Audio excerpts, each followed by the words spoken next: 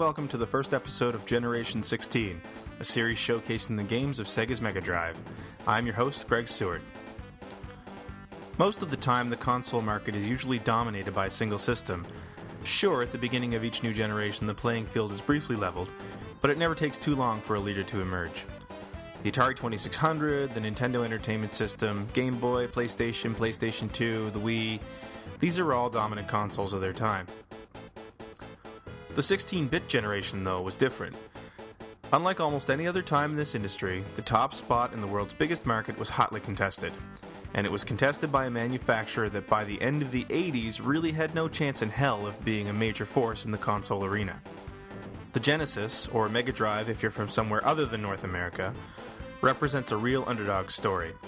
On the back of this console, Sega went from an also-ran to market leader, and back again almost as quickly. Let's set the stage with a little history. In 1952, American businessman Marty Bromley secured a contract with Nihon Goraku Busan to import coin-op machines to American air bases in Japan. In 1954, another American businessman, David Rosen, founds Rosen Enterprises in Japan and begins importing target gun arcade games from the USA. By the 1960s, both companies are leading the market in their respective businesses.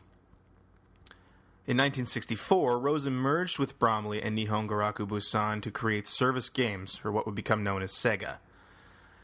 Over the next decade, Sega became synonymous with high-quality arcade games, and its owners, Gulf and Western, sold interest in Sega to American arcade company Bally. In the early 1980s, Sega began to port some of its arcade hits to the Atari 2600 and 5200, though when the crash happened, that business ended. Following the big video game crash of 1983, Rosen and Hayao Nakayama bought out Bally's interest in Sega. Nakayama remained president of Sega Japan, while Rosen became the president of Sega's American arm. That same year, Nintendo released the Famicom in Japan and began taking over the home console business. A year later, in '84, Sega entered the home console ring with the SG-1000, which saw little success. In 1985, Nintendo released the Famicom in the USA as the Nintendo Entertainment System, thus beginning the revival of the American video game market. Meanwhile, Sega released two updates to its SG-1000, the Mark II and the Mark III, again to limited success. Seeing how well the NES was doing in North America, Sega followed suit and re-engineered the SG-1000 Mark III into a new console called the Sega Master System, releasing it in the US in 1986. Although it saw some sales, it never managed to take more than 5% of that lucrative market from Nintendo. In Japan and America, the Master System was running a losing race, while in the UK, folks were way more into microcomputers than consoles, though the Master System did fare better there than the NES. Sega was a company that enjoyed a lot of success in the arcades, based in no small part on its superior hardware. Games like Outrun, Space Harrier, and Afterburner took advantage of that hardware to offer players a fast, fun, pseudo-3D experience. Sega decided that capturing the home markets in Japan and America would be easier if they could replicate those experiences in the home. Thus, the Mega Drive was born, kicking off the 16-bit generation of video game consoles. The Mega Drive was released in Japan on October 29, 1988, where it competed directly with Nintendo's Famicom juggernaut. It was truly an underdog, as Nintendo didn't even consider Sega a threat. They were far more focused on NEC and Hudson's recently released PC Engine, which was quickly gaining popularity in Japan.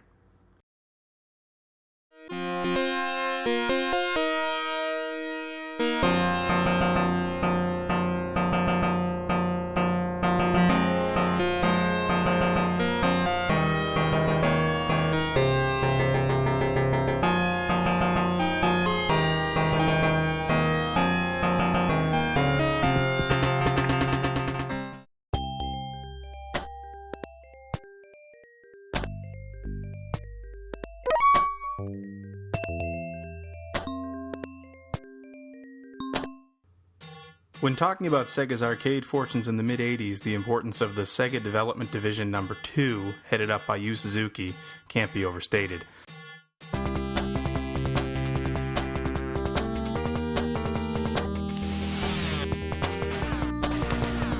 This guy was to Sega what Shigeru Miyamoto is to Nintendo. Pick a big superscalar 3D Sega arcade game from the 80s, and this team was probably involved. Space Harrier, Hang On, Outrun, Afterburner, Power Drift, the list goes on and on. So it's not surprising that most of their titles eventually made their way to the Mega Drive, not to mention the PC Engine and the Famicom.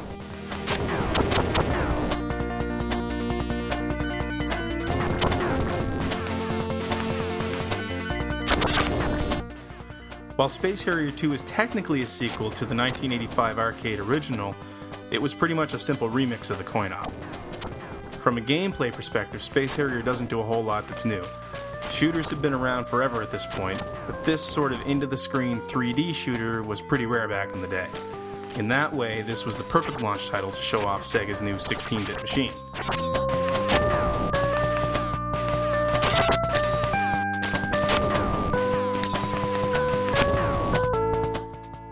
Even at a glance, it's easy to see that this isn't running on a Famicom. Sega needed to come out swinging with the Mega Drive, and so they did.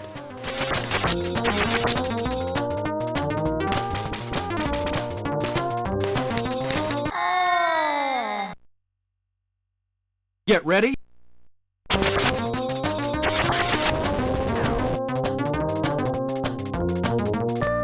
Playing Space Harrier 2, it's also easy to see the downside of direct arcade ports to home consoles.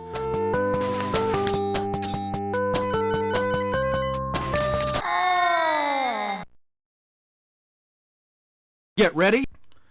Arcade games are meant to eat quarters.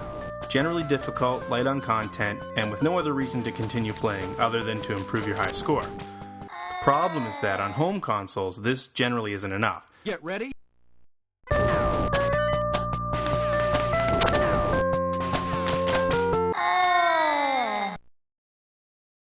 Get ready. Extreme difficulty is more annoying than challenging when you're not paying for every continue. And when the high score table is limited only to those who have access to your console and your cartridge, the pride factor of the highest score on the table is pretty much gone.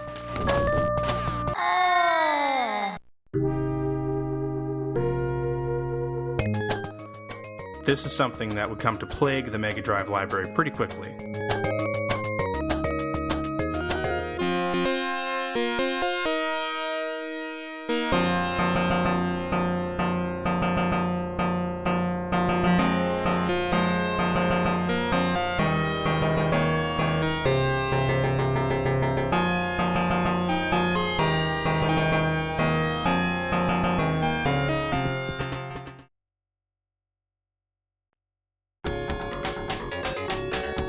The other Japanese launch game for the Mega Drive was yet another pseudo-sequel to an arcade game. Thunderblade was one of the more impressive superscalar games because it used a ridiculous amount of sprites being pushed around by the hardware to make the buildings the players flew around look like true geometric shapes rather than cardboard cutouts.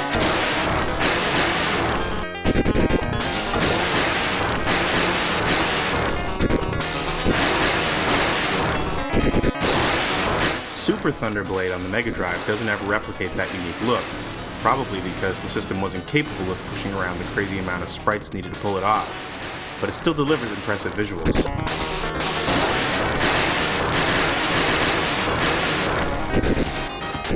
In fact, in some ways I think it's even more impressive than Space Harrier.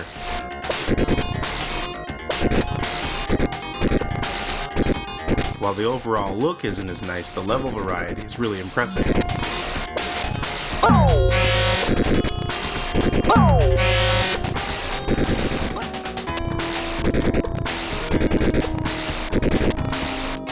Super Thunderblade mixes 3D, third-person levels with more traditional overhead shooting levels.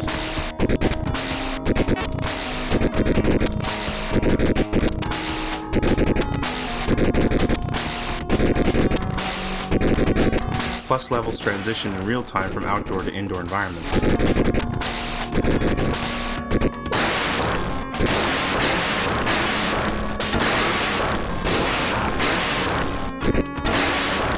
But just like Space Harrier II, Super Thunderblade suffers from arcade-style design on a home console. Not nearly enough content here for a home console release.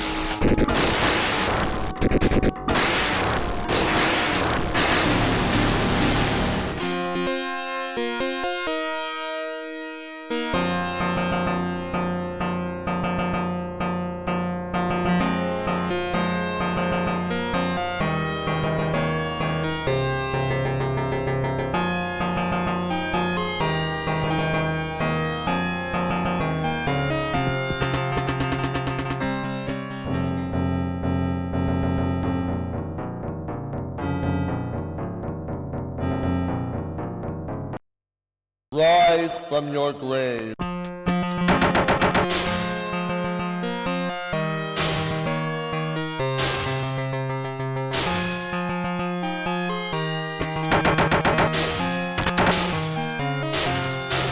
And here we have the first true arcade port for the Mega Drive. Power up.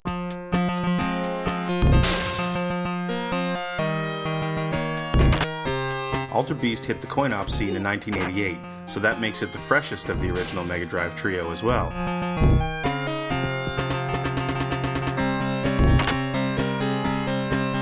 Power up.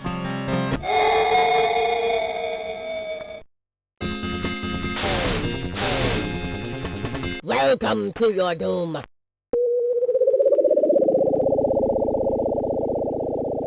It also marks the first game on the system to feature simultaneous multiplayer. In this fourth scrolling brawler, you play as a previously dead Greek warrior who has been resurrected by the god Zeus.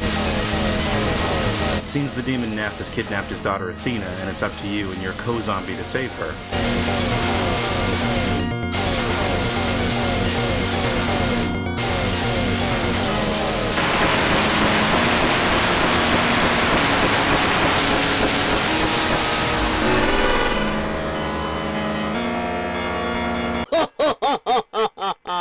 To aid you in your adventure, Zeus has granted you the power of 5 different beasts.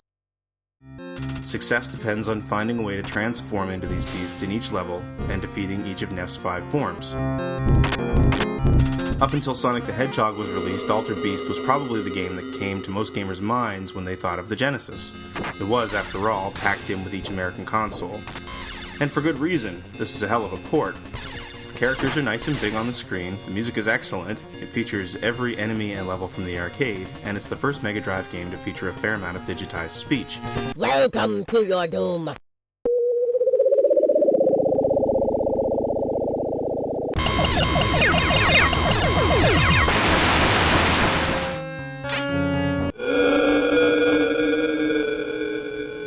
Step into a room of gamers and utter, "Rise from your grave." And anyone older than 25 will probably know exactly what you're talking about.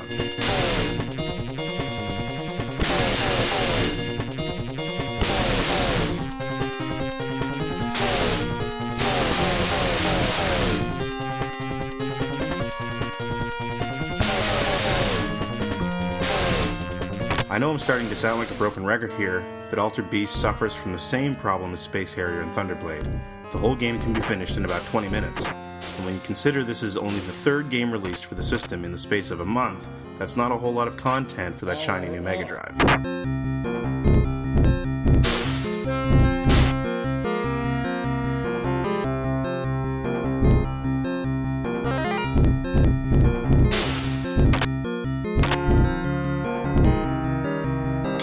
Power up.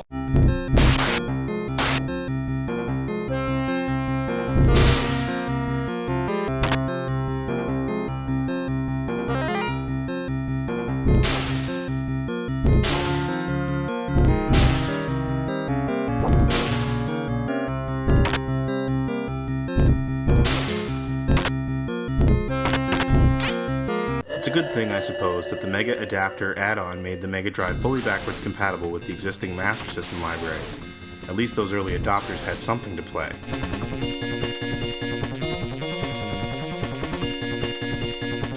Welcome to your doom.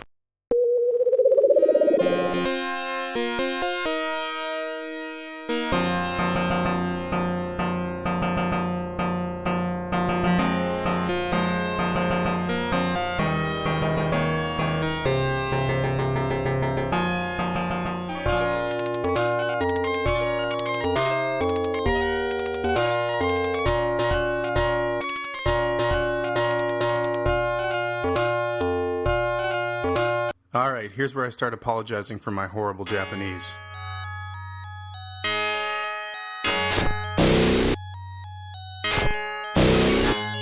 The last game to hit the Mega Drive in 1988 is also the first original title for the system.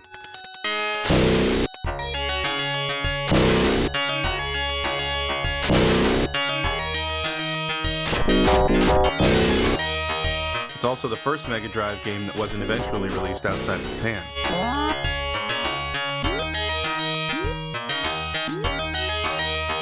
Osomatsu-kun is based on the manga and anime series of the same name.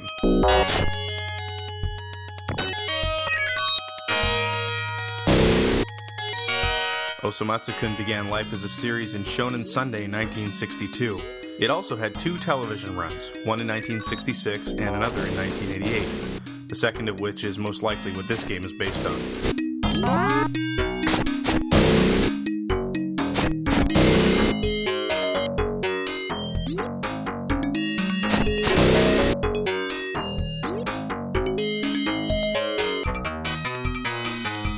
Osomatsu-kun is the story of 6 brothers, sextuplets.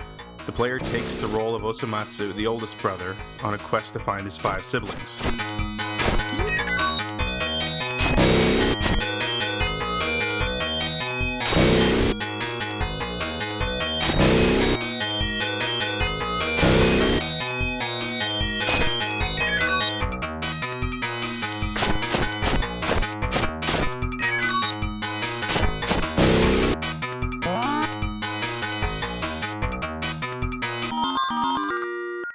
At first blush, this is a pretty straightforward action game with some decidedly pretty graphics. I especially like how you can get an idea of Osomatsu's current health by the expression on his face. He looks more and more distressed the closer he gets to death. The big cartoony sprites play really well here, even if they're all on the generally weird side. Apparently this is the style manga writer Fujio Akatsuka was famous for.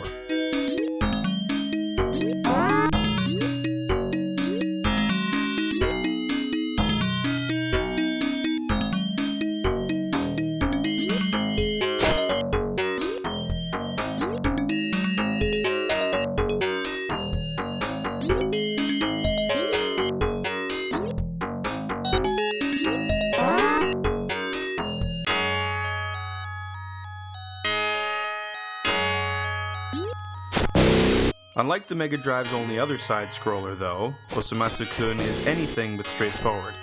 Each of the 3 levels is a big maze, where going through a door or falling down a pit can take you just about anywhere. It's all very confusing at first.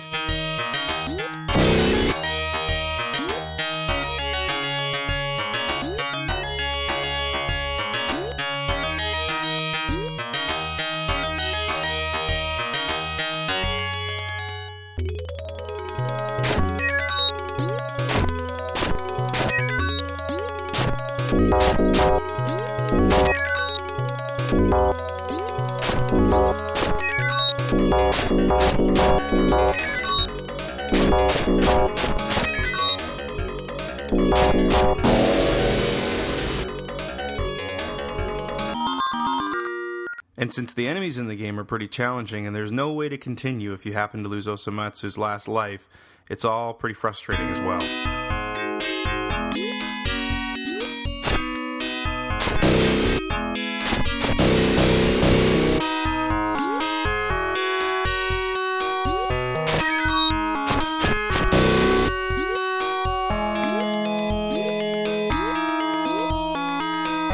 There is a decent game here though.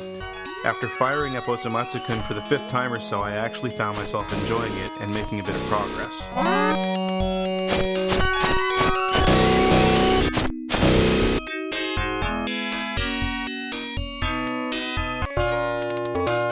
And that was the Mega Drive's first year, 4 games in 3 months, 3 of which were lifted directly from the arcade.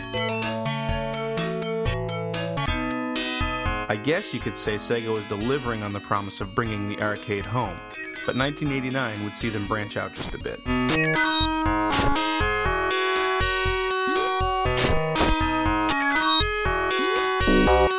Osomatsu-kun would be the final Mega Drive game for over a month.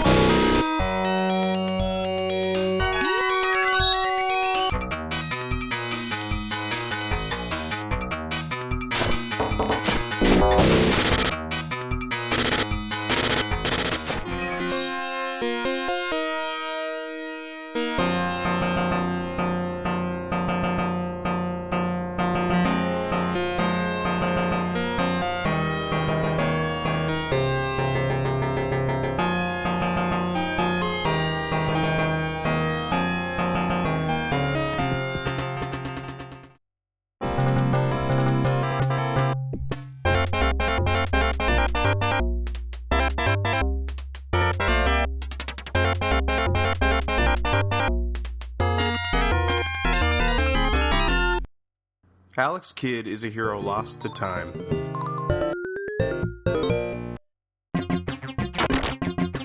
In 1989, the Kid was Sega's unofficial mascot, having already started a few arcade and Master System games in the previous 3 years.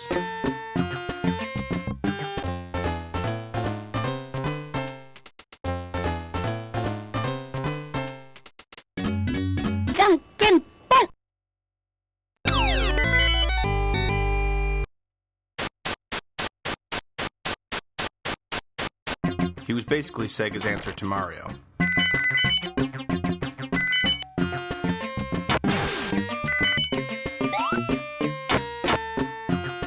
Alex Kidd in the Enchanted Castle is mostly basic platforming. Rather than jumping on his enemies, Alex punches them with his tremendously oversized fists, or kicks them with his ridiculously imprecise jump kick. But there's a bit more depth to this game than a straight side-scrolling platformer.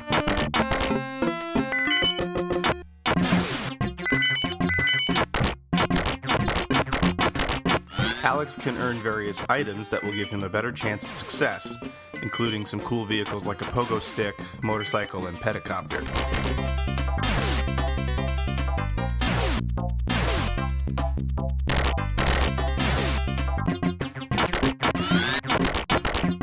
But I have to say I really don't like this game all that much.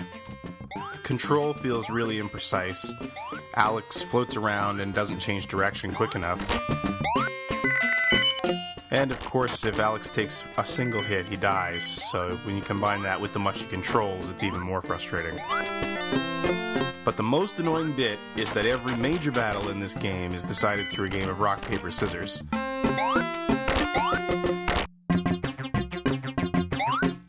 Even buying items requires Alex to win a round of this ridiculous game of chance. And since there's no sort of tell on each of these enemies, the outcome of each battle really seems random.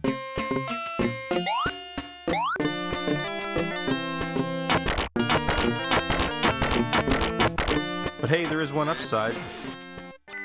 Playing a round of Jonken in the Japanese version results in hardcore nudity.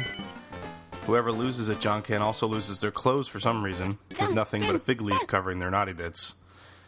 This was obviously changed for the US version, where a large weight drops on the loser Looney Tunes style.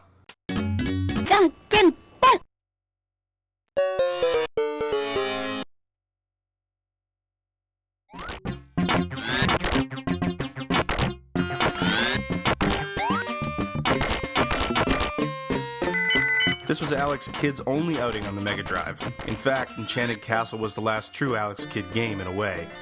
In 1990, Sega released Alex Kidd in Shinobi World on the Master System, but Alex was a bit of a latecomer to that game's development. It was originally meant to be a cutesy take on Shinobi, starring an entirely new hero. So that was it for Alex Kidd. He never starred in another game. He's made some cameos in more recent Sega titles like Sega All-Stars Tennis and Sega All-Stars Racing.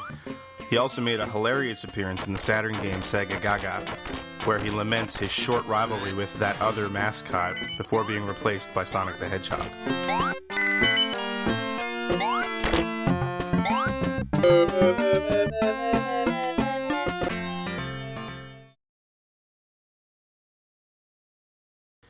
And that'll do it for the first episode of Generation 16. Thanks for watching. In our next episode, we'll cover the first half of 1989 leading up to the release of the Genesis in North America.